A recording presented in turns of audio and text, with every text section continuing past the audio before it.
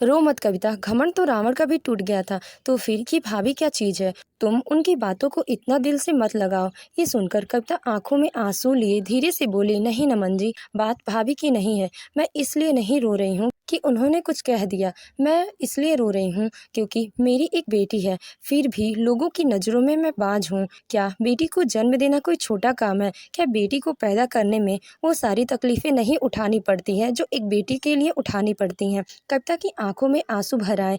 वो अपनी तकलीफें अब और ज़्यादा छिपा नहीं पा रही थी। भाभी मुझे हर रोज़ ताना मारती हैं। आप ही बताओ नमन जी, मैं कहाँ कहाँ और कितना सहूँ? वह जब भी मुझे देखती हैं ताना मारते हुए बोलती हैं, तुम्हारा बेटा नहीं है इसीलिए तुम बाज हो। घर में कोई भी शुभ काम होता है घर के लोग मुझे शामिल नहीं करते हैं।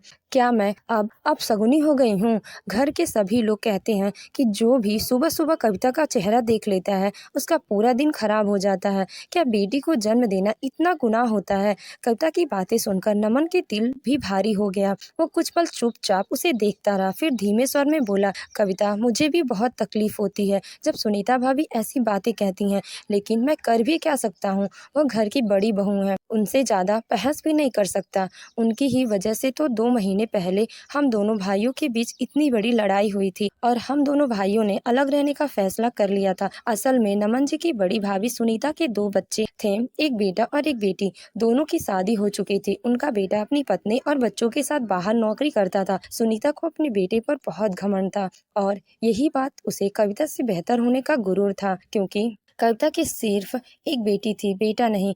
इस बात को लेकर वह अक्सर ताना मारती और कविता को नीचा दिखाने का कोई कसर नहीं छोड़ती।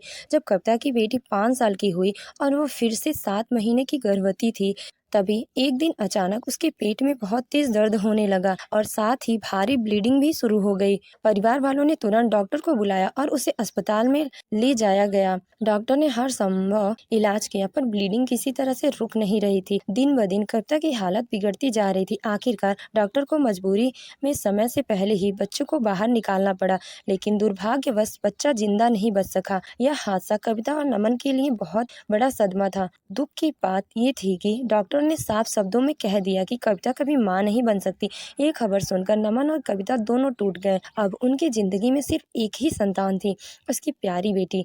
लेकिन इस हादसे के बाद कविता को जिस मानसिक पीड़ा से गुजरना पड़ा वह और भी कष्टदायक थी। घर की बड़ी बहू सुनीता, जो पहले से कविता से ईर्ष्या करती थी, अब उसे बाज कहकर ताने देने लगी। वह रोज सुबह उसे अपशगुन कहकर उसका चेहरा देखने से मना करती थी। सुनीता का मन अंधविश्वास और नीच सोच से भरा हुआ था। उसका पूरा ध्यान भूत प्रेत, टोना टोटका, सगुन अपशगुन में रहता था। वह पूजा पाठ में 4-4 घंटे लगाती थी, लेकिन इंसानियत उसके भीतर बिल्कुल नहीं थी। कविता के ऑपरेशन को कुछ ही महीने हुए थे कि उसकी जेठानी सुनीता ने ताने कसना शुरू कर दिए। धीरे धीरे ये ताने रोज रोज के झगड़े में बदलने लगे। घर का माहौल इतना तनावपूर्ण हो गया कि अंततः नमन ने अपने बड़े भाई सूरज और भाभी सुनीता से अलग होने का फैसला कर लिया। घर का बंटवारा हो गया और घर के बीच में एक पतली सी दीवार खड़ी कर दी गई, जो बस नाम की दीवार थी, क्योंकि दोनों तरफ की बातें साफ साफ सुनाई देती थीं। अलग होने के बावजूद भी सुनीता की आदतें नहीं बदली। वह अब भी जानबूझकर कविता को चुभते हुए ताने देने का कोई मौका नहीं छोड़ती। सुनीता अपने पति के साथ अकेले अपने हिस्से के घर में रहती थी और कविता की बेटी सुबह कॉलेज चली जाती थी और नमन ऑफिस, और फिर पूरा दिन कविता घर में अकेली रहती। सुनीता को जब पता चलता कि कविता घर में अकेली है तो वह और ज्यादा जहरीली हो जाती। वह जानबूझकर फोन पर इतनी तेज आवाज में बातें करती मानो पूरी दीवार के उस पार कविता तक हर शब्द पहुंचाना उसका मकसद हो। बात बात में अपने बेटे और बहू की तारीफ करती, मेरे बेटे ने तो इतनी बड़ी कंपनी में इतना बड़ा मुकाम हासिल किया है और मेरी बहू तो जैसे लक्ष्मी का रूप है। ये बातें कविता के दिल को अंदर से चीर जाती। उसे ये सोचकर गहरा दुख होता कि उसकी गोद सूनी रह गई और सुनीता को सब कुछ मिल गया। जब गर्मी की छुट्टियां आई तो सुनीता का बेटा अपनी पत्नी के साथ घर आया और उसकी बेटी भी मायके आई थी। इसी खुशी में एक दिन सबने मिलकर बाहर घूमने जाने का प्लान बनाया। जैसे ही सब घर से बाहर निकले तो सामने से कविता आती दिखाई दी। जब सुनीता की नजर उस पर पड़ी तो उसका चेहरा बिगड़ गया। वह बड़बड़ाते हुए बोली, रुक जाओ,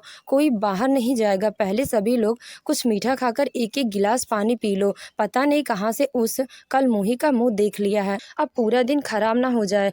उसके शब्दों की तलखी ने कविता का दिल छल्ली कर दिया। वह चुपचाप अपनी नजर झुकाए वहीं से पलट गई, लेकिन उसका मन फिर एक बार टूटकर बिखर गया।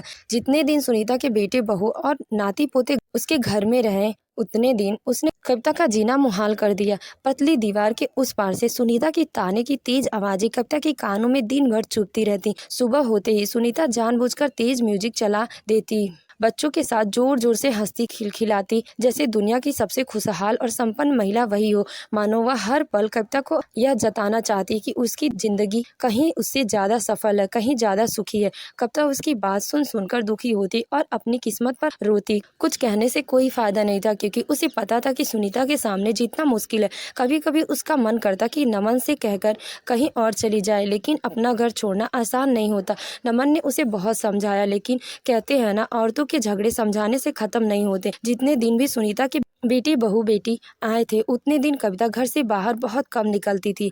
अगर रास्ते में कहीं भी सुनीता मिल जाती तो वह कविता को ताना मारते छेड़ती। जब सुनीता का सामना अगर 2 दिन तक लगातार कविता से नहीं होता तो उसने नया तरीका निकाला। वह दीवार के पास बैठकर फोन लगाकर स्पीकर पर जोर जोर से बातें करती, ताकि कविता को सब सुनाई दे। फोन पर बातें करते हुए हंसते हुए बोली, अरे बहन जी, मुझे क्या दुख तकलीफ है, भगवान ने मेरे दोनों हाथों में लड्डू दिए हैं। बेटा बहू पोता पोती, मेरी बेटी भी आई है अपने बच्चों के साथ। पूरा घर मेरा भर गया है, मुझे तो सांस लेने की फुर्सत नहीं है, मेरी नसीब में आराम कहाँ है। सुनीता का यह नाटक करीब 1 महीने तक चला। फिर बेटा बहू चले गए तो सब कुछ वापस सुनीता के सिर पर आ गया। अब वह थोड़ा काम में व्यस्त रहने लगी और कविता को चिढ़ाना छोड़ दिया।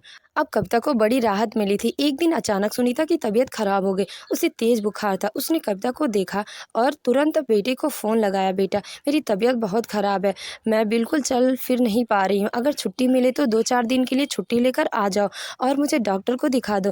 ये सुनकर उसका बेटा शांत स्वर में बोला, माँ लेकिन ऐसे अचानक मैं छुट्टी लेकर कैसे आ जाऊँ, इस ऑफिस में सांस लेने की फुर्सत नहीं है। ये सुनकर सुनीता दर्द भरे आवाज में बोली, तो बेटा बहू को ही 10 दिन के लिए भेज दे।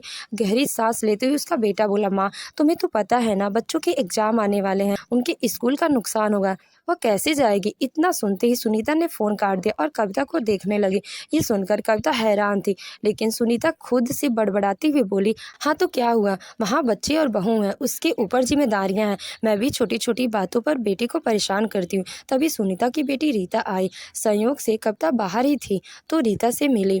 रीता कभी कभी कविता से बातें करती थी। कविता ने उसका हाल चाल पूछा तो रीता ने बताया कि माँ की तबीयत ठीक नहीं है, इसीलिए वह कुछ दिनों के लिए आई है। कविता सब समझ गई वह और बोली, लेकिन रीता तुम्हारे बच्चों के भी तो एग्जाम है ना। ये सुनकर रीता गंभीर स्वर में बोली, हाँ चाची जी, मेरे भी बच्चे के एग्जाम है, लेकिन परिवार वाले संभाल लेंगे, माँ के लिए भी तो कोई ना कोई होना चाहिए ना, तो इसीलिए मैं आई हूँ। ये बोलकर रीता अंदर चली गई। 1 हफ्ते के अंदर सुनीता पूरी तरह स्वस्थ हो गई और उसकी बेटी भी वापस चली गई। एक दिन पड़ोसी के घर में एक पार्टी थी। पार्टी में कविता और सुनीता दोनों को बुलाया गया था। कविता बहुत पहले तैयार होकर चली गई। उस दिन उसके मन में कुछ चल रहा था। वह बार बार सुनीता की राहें देख रही थी और उसका बेसब्री से इंतजार कर रही थी।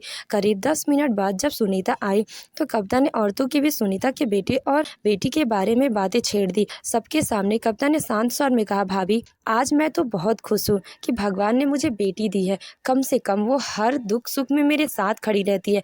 बेटा होने से क्या फायदा जब दुख के समय में हालचाल तक न पूछे, माँ बाप की तकलीफों को काम के आड़े में अनदेखा कर दे। ऐसे बेटे बहू से तो अच्छा है कि मैं बाज ही रह गई। मुझे तो अपनी बेटी सुरभि पर गर्व है, क्योंकि वह दुख में साथ देने वालों का कोई और नहीं होता, तब वही मेरे लिए सब कुछ बन जाती है। कविता की यह बातें सुनकर सबने सहमति में सिर हिलाया। सुनीता समझ गई कि कविता ने उसके सामने नहीं बल्कि पूरे समाज के सामने उसे जवाब दे दिया। अब वह यह जोखिम नहीं उठा सकती थी कि कभी फिर कविता को उल्टा सीधा कहे और वह उसे सरेआम बेइज्जत कर दे। दोस्तों, क्या सुनीता देवी को अपनी गलती का एहसास होगा? क्या वह अब कविता को ताने मारना छोड़ देंगी? और क्या उसके बेटे बहू आगे चलकर उसका ख्याल रखेंगे या फिर काम की आड़ में यूं ही अकेला छोड़ते रहेंगे? यह सब जानने के लिए इस कहानी का दूसरा भाग जरूर देखें, जो कल दोपहर 1 बजे अपलोड होगा।